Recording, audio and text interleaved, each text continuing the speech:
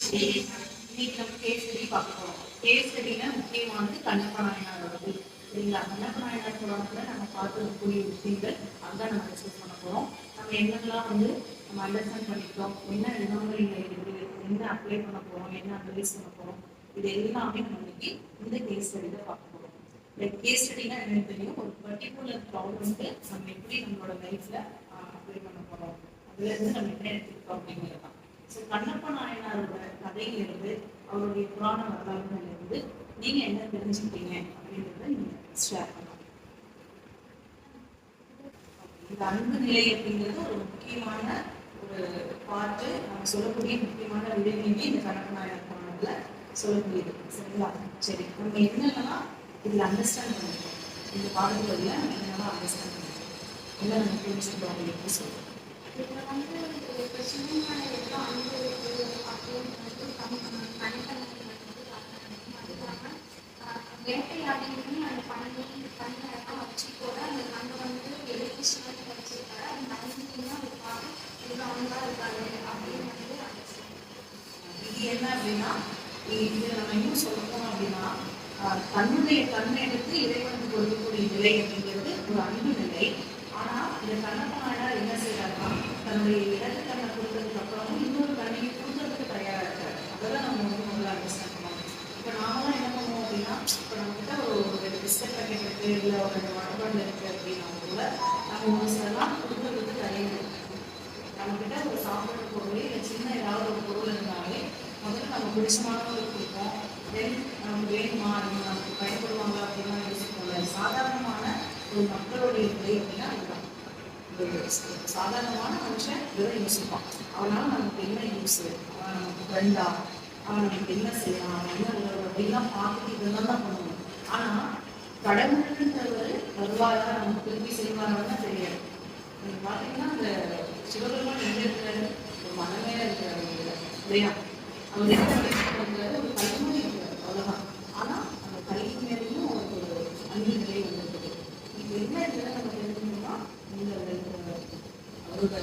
அவருக்கு வந்து கண்ணு ஒரு கண்ணு போனாலும் பரவாயில்லை, இன்னொன்னையும் கொடுப்பேன் அப்படின்றதுதான் அவருடைய அன்பு நிலை. இதெல்லாம் நீங்க தெரிஞ்சுக்கணும். சிவகோஸ்வரியார் வந்து மறந்துட்டு பார்க்கக்கூடிய காட்சி இதுலதான் வந்து சொல்றாரு. கடவுள் வந்து கண்ணப்ப நாயனாருக்கு சொல்லக்கூடிய அந்த விஷயம் தான் இதுதான். இவன் வாழ் எப்படி இருந்தாங்க அப்படின்னு. ஏன்னா ஒரு கண்ணை வந்து பெரிய விஷயம் கிடையாது. கொஞ்சத்துக்கு திரும்பவும் சொல்லிக்கிறாங்க கடவுள். இப்போ அந்த இந்த விஷயத்த நீங்க கண்டிப்பா பண்ணணும் அப்படின்னா உங்களுடைய வீட்டுல கண்டிப்பா அப்ளை பண்ணணும். யாருமே வந்து ஆயுதப்படாது. இன்னொருத்தவங்களை வந்து நம்ம யாரும் வெளியே தேவைப்பட்டாலும் நம்ம வெளியே செய்யணும். சரி, அப்புறம் பெரிய புராணத்துல அன்னதாயம் அப்படின்னு பார்க்கும்போது அதுல ரெண்டு முக்கியமான நபர்கள் இருக்காங்க. சிவகோசரியா அந்த கண்ணப்ப நாயனார். ரெண்டு பேரும் வேறு குலத்தை சார்ந்தவங்க. சிவகோசரியா வந்து ஒரு கண்ணப்ப நாயனார் வந்து ஒரு வேறு குலத்தை சேர்ந்தவங்க. ஆனா இந்த அன்னதாயம் அப்படின்னு பார்க்கும்போது இந்த ரெண்டு பேருக்கு அவங்களோட அன்பு வெளிமாறிச்சுன்னு நம்ம எப்படி இருக்குங்கிறத வந்து அனலைஸ் பண்றாங்க. ஸோ கண்ணப்ப நாயனாரோட அன்பு வந்து சிவகோசரியாரோட விட கொஞ்சம் அதிகமாகவும் தூய்மையாகவும் இருக்கு. ரொம்ப சிவகத்துவம் அப்படிங்கிறது கண்ணப்ப நாயனார் இருக்கு. அதே மாதிரி சிவகோசரியோட அன்பு வந்து ரொம்ப தூய்மையான அவங்களுக்கு சார்ந்து இருக்கு.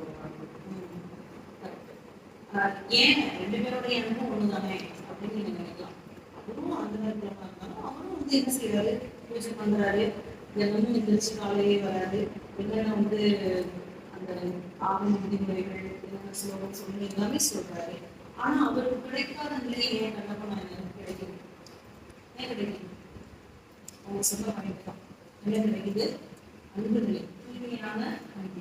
எதையும் நான் எடுக்க தயார்ன்ற அந்த ஒரு நிலை இருக்குங்களா, அதுதான் அந்த இடத்துல வந்து அந்த கண்ணப்ப நாயனாரை இன்னைக்கு வரைக்கும் நம்ம பேசிட்டு இருக்கிறதுக்கான காரணம்.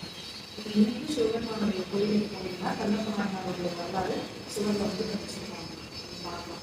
அதே போல கண்ணப்ப நாயனார் அப்படிங்கிறது வந்து நம்ம வந்து ஒரு அறிவராகவே அவங்க வந்து வழிபட்டு இருக்கிறாங்க. இந்த மாதிரி ஒரு சிவபெருமான் எதுக்கு கிடைக்குது அப்படின்னா உண்மையான அன்பு கிடைக்குது. சரி, நம்ம வந்து நம்மளோட லைஃப்ல இதுல இருந்து கொண்டு போகக்கூடிய லெசன் என்னவா நம்ம பார்க்கணும். இந்த பாடத்துல கொடுக்கக்கூடிய லெசன்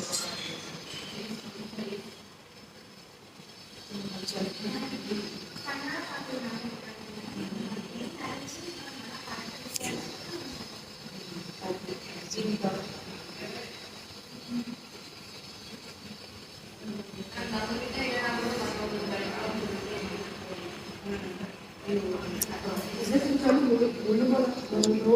முழுமையா செஞ்சா பலன் கிடைக்கும். எவாலுவேஷன் அப்படின்னு நம்ம பார்க்குறப்ப நம்மளுடைய அன்பு நிலை தான் இந்த இடத்துல வெளிப்பாடாயிருக்கு. அன்பு நிலை அப்படிங்கிறது எல்லாருக்குமே போதும். அந்தனராக இருந்தாலும் சரி, வேடராக இருந்தாலும் சரி, இறைவன் மேல உண்மையான அன்போடு இருக்கிறப்ப அவங்களுக்கு கிடைக்க வேண்டியது கிடைக்கும். நம்மளும் அப்படிதான் எந்த ஒரு விஷயம் செஞ்சாலும் அதை வந்து நம்ம செய்யறப்ப உண்மையா நேர்மையா நம்ம செய்யும்போது நமக்கு கிடைக்கக்கூடிய பலனானது எப்போ வேணாலும் கிடைக்கும் அப்படிங்கிறது நம்ம இந்த கேஸ் வந்து தெரிஞ்சுக்கலாம். தெரிஞ்சுக்கிறது மட்டும் இல்லாமல் நம்மளுடைய லைஃப்லையும் நம்ம இதை அப்ளை பண்ண அனலைஸ் பண்ணி பார்க்கணும். ஒவ்வொரு தடவையும் உங்களுக்கு நல்ல என்ன பார்க்கும்போதோ இதை வந்து படிக்கும்போதோ வந்து ஞாபகத்தில் வரும்போது என்னன்னா இந்த அன்பு நிலை மட்டும்தான் இருக்கும். அதுதான் நான் வந்து சொல்லக்கூடிய இந்த பேசுறதே முக்கியமான என்னன்னா அன்பு நிலை அப்படிங்கிறது எல்லாருக்குமே பொதுவானது. அது நல்லாவே இந்த